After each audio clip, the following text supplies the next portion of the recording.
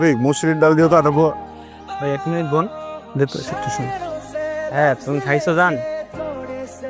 হ্যাঁ তুমি খাইতেও পারো? আল্লাহ পরিরেও খাইতে পারে? তুমি খাইতে পারো? আমি একটা সময় দেই। कोई ना रहा है दिल पे अपने दो लव मी थोड़ा शरबत এই মেয়ে তুমি আর হাত ধরছো কেন? হাত ছাড়ো। আচ্ছা ঠিক আছে ধরো।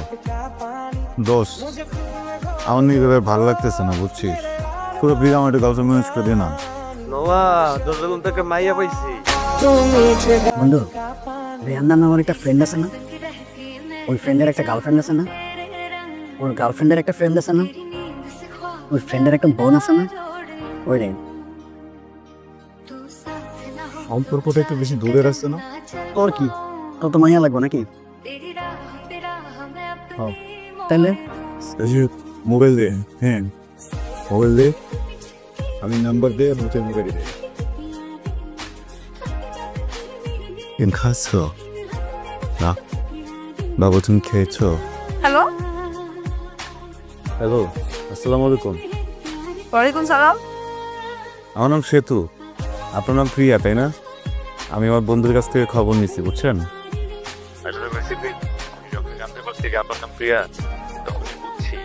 আপনার সাথে আমার কোনো না কোনো একটা ঘটনা ঘটবে।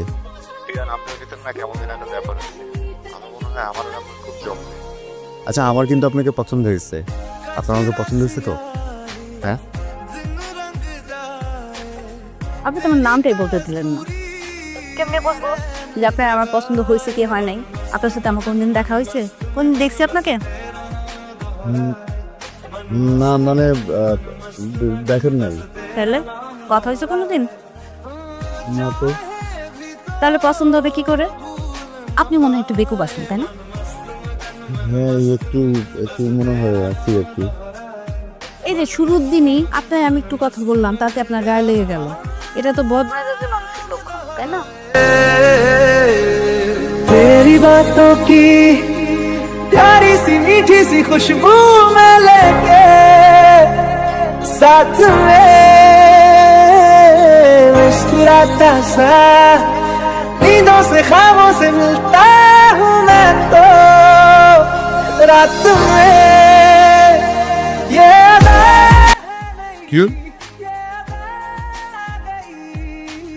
কি আমার প্রেমিকা দিস ভালো কথা আর বললি না কেন?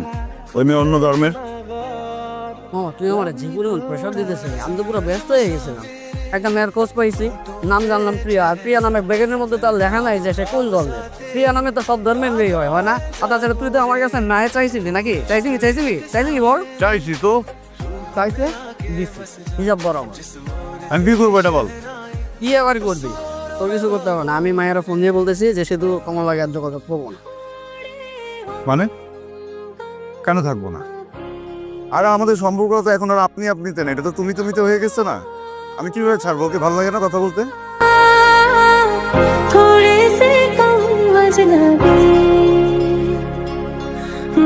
কি হয়েছে?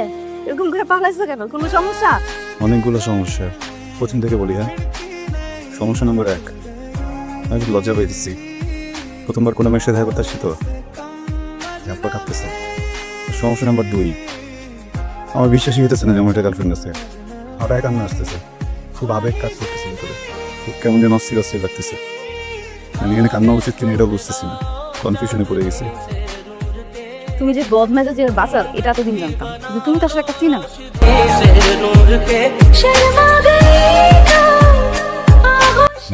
তাহলে কি রেস্টুরেন্টে বসবো? স্টুডেন্ট মানুষ রেস্টুরেন্টে বসাবে? জানি তো পকেটে টাকা পয়সা নাই, বসাইতেও না রেস্টুরেন্টে। কিছু খাবো না, চাই হাতির সামনে হাওয়া বাতাস আছে, একটু বাতাস খাই। हल्की हल्की बोलना हल्की हल्की होठ से हल्की हल्की बोलना हल्की। কি করতেছো? পা ধরে টানাটানি করতেছিল কেন? ওরা এই যে একটা রূপার পায়েল বানিয়ে নিয়ে আসছি।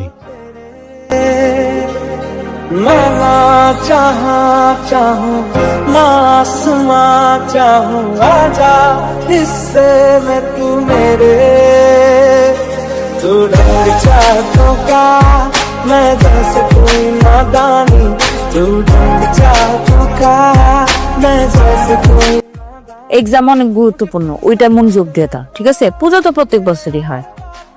কিরে ফোনে কার সাথে কথা বলস? দাদা ওই বান্ধবীর সাথে। এদিকে আয়, তোর সাথে কথা আছে। কলেজে যাস ঠিকঠাক মতো? লেখাপড়া করস? করি দাদা। কিন্তু আমি তো শুনি উল্টাপাল্টা কথা, কার সাথে নাকি ঘুরে বেড়াস। কলেজে তোর ফ্রেন্ডস থাকতেই পারে, সেইটা যেন বান্ধবী পর্যন্তই থাকে, বন্ধু যেন না হয়। দেখি মোবাইলটা দে, দে। দেখ তোর ফোন আসছে। হ্যালো, ওরে আটকে, আমি আসতেছি আমি আসতেছি। প্রিয়া একটু এদিকে আয় তো মা। জি বাবা। শোন রে মা, তুই তো বড় হইছস, ভালো মন্দ বুঝতে শিখছস, বিদ্যান হইছস। জীবনে এমন কোনো কাম করিস না যেন তোর বাবা আর উঁচু মাথা দা নিচু হয়ে যায়। এই যে তোর প্রদীপ কাকা, ওর মায়াডা এক সারার লগে ভাইগে গেছে দেখে এখন পর্যন্ত ওর মন্দিরে ঢুকবার দেয় না। জীবনে এমন কোনো কাম করিস না রে মা যেন আমি সমাজে মুখ দেখাইতে না পারি। আমি মইরা যাবো রে মা, সত্যি আমি মইরা যাবো। এই হেল্পটা করতে হবে বান্ধবী, আমার ওর সাথে দেখা করাটা খুবই জরুরি, যাইতেই হবে। আর খবরদার এর মধ্যে কিন্তু আমার বাড়ির আশেপাশেও আসবে না। আমার দাদারে তো চিনিস না, আমার দাদা যদি জানতে পারে আমাদের মায়েরা ফেলবে। তো খুব সাবধান, একদম কাকপোক।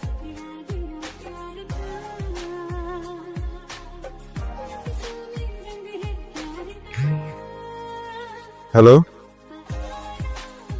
হ্যালো বাবু, তুমি ফোন দিতেছ না কেন? আমি দেখি। তুমি একটু ভিডিও কলে এসো তো।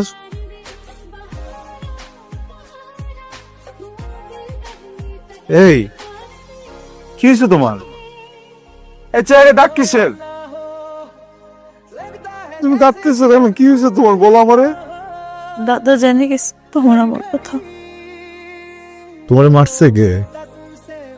প্রিয়া তোমারে মারছে কে? কে মারছে? দাদা।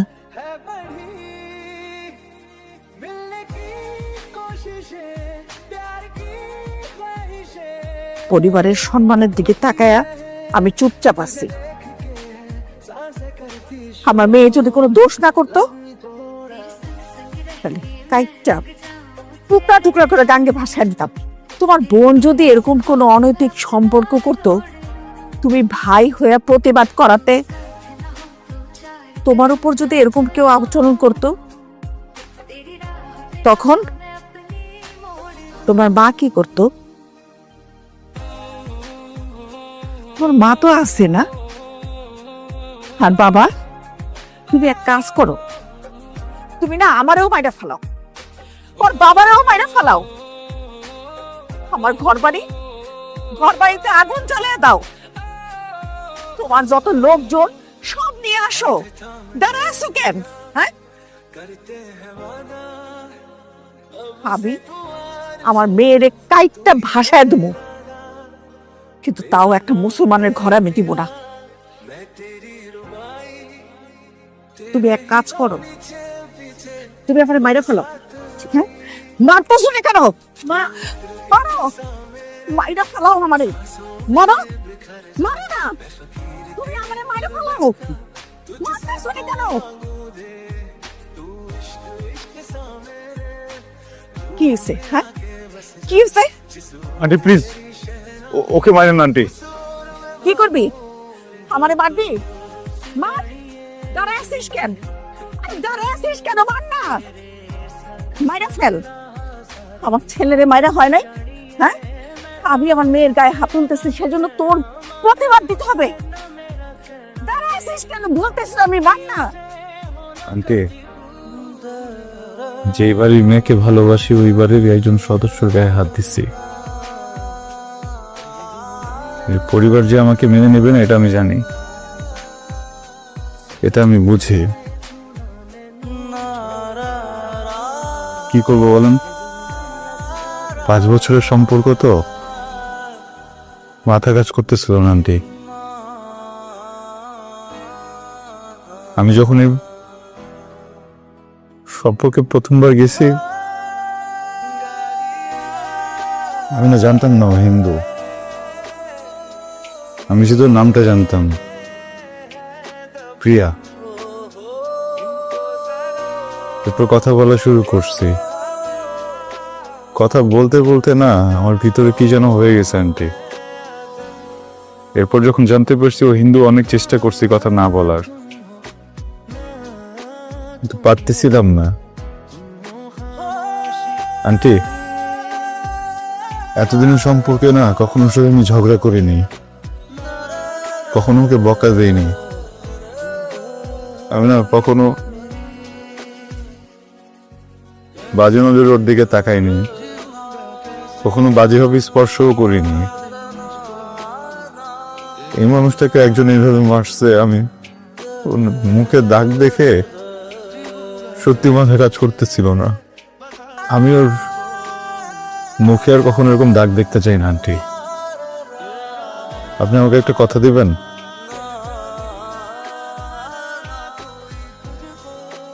আপনি আর কখনো ওর গায়ে হাত দিবেন না,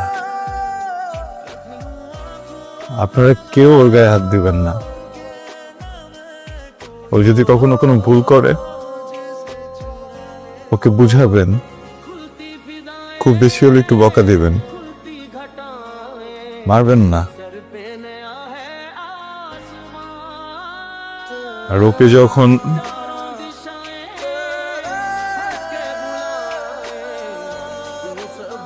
যখন বিয়ে দিবেন, এমন একটা পরিবার দেখে বিয়ে দিবেন যে পরিবারে কেউ ওর উপর অত্যাচার না করে, ওকে না মারে,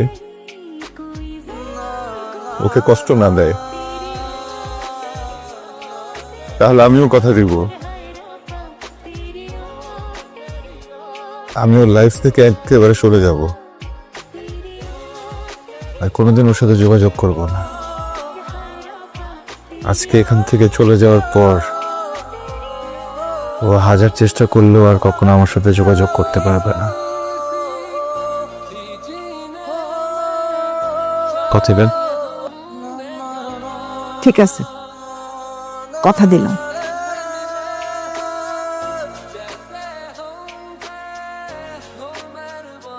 কথা দিলাম।